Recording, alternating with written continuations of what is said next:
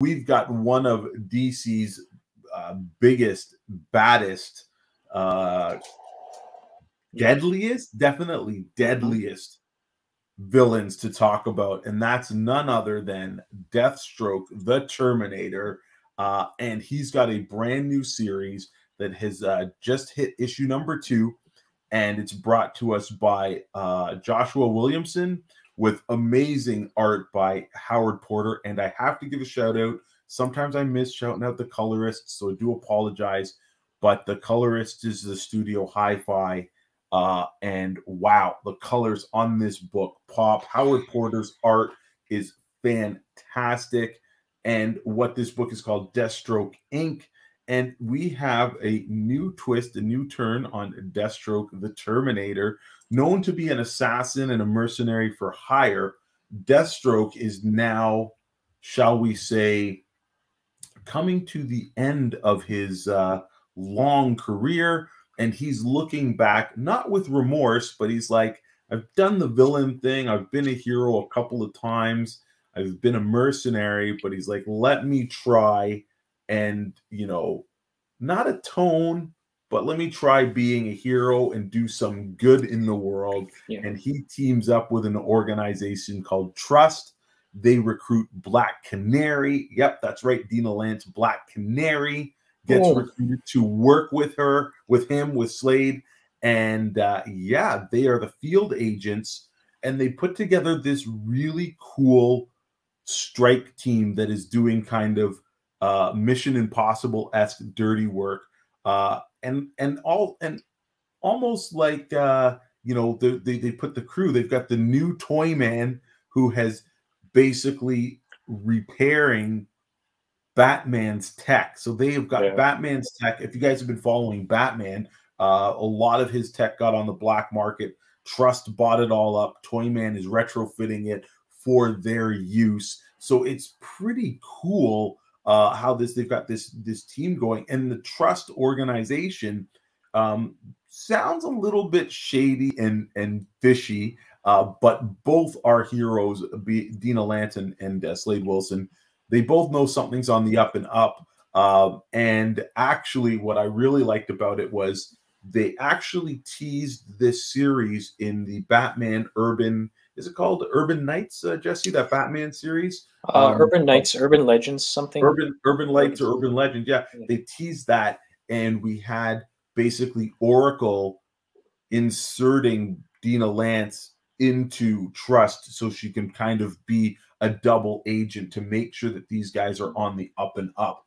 And the cool thing is, in issue number 2, going to give you guys a little bit of spoilers. Issue number 2, we find out that Trust really isn't being super honest with their agents in the field, and they've got some big plans for the Earth. So as I said, the art is fantastic. Let's pull up a couple other of those images that we've got there. We got Jesse. Yeah, we got this one. I didn't know Deathstroke was kind of the Captain America of the DC universe with the let's just say the super soldier serum. Yeah, very with it, but it kind of made him go crazy, right? Yeah, no, very, very similar. And he's got kind of this tragic story to him as well. But yeah, he's a pretty cool character. This is one of those panels that kind of chronicle in each panel a different part of his life. So that is really cool. And like I said, the action scenes in this book, this is a action fest. Yeah, like it's a Deathstroke on a Batmobile, Gatling gun. Yeah, it's super cool. It's got some kind of, you know, funny lines. Think of this as your, you know, Hollywood buddy cop, big blockbuster movie. Black Canary doesn't trust Slade. Slade definitely doesn't trust Black Canary. But when they're in the field and have to rely on each other, they know they're professional enough and capable enough to help each other out and have each other's backs. So yeah, I dig it. It isn't like this super deep, you know, comic book, but sometimes you just want to see your heroes get in the mix and mix it up. And some amazing covers. I don't know if we've pulled images of them, but I've grabbed the Matina covers there, And yeah, this one was sick. That's nice. And this one here, of course, the image does not appear in the comic, but it's Dina just lording over Deathstroke, who looks like he's been knocked over and out for the count. But yeah, just a crazy cool comic so far. Yeah, bright, colorful, funny at moments, and with a little bit of mystery. So I think right now that comic has got a lot going for it. And we have to really wait and see, because if Slade is really dying from something, is he going to try and find a cure, or has he been misinformed, or is somebody, tricking him? So I'm really curious. I've always liked his character, very cool villain. He's just a badass. He's always had this great costume design and stuff.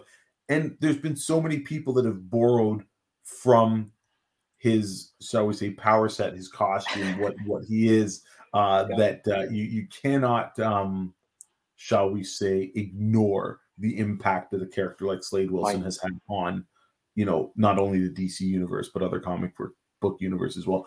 And yeah, go ahead. My boy Deadpool.